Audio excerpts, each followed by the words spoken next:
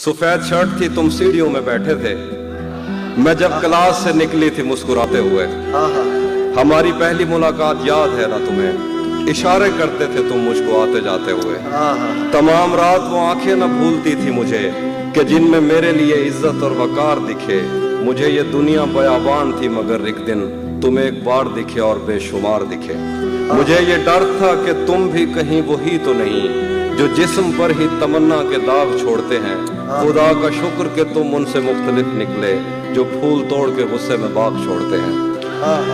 ज्यादा वक्त न गुजरा था इस ताल्लुक को कि उसके बाद वो लम्हा करीं करीं आया।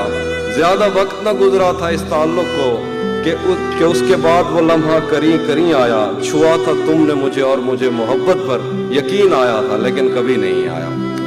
फिर उसके बाद मेरा नशा सकूत गया, मैं कश्मकश में थी, तुम मेरे कौन लगते हो।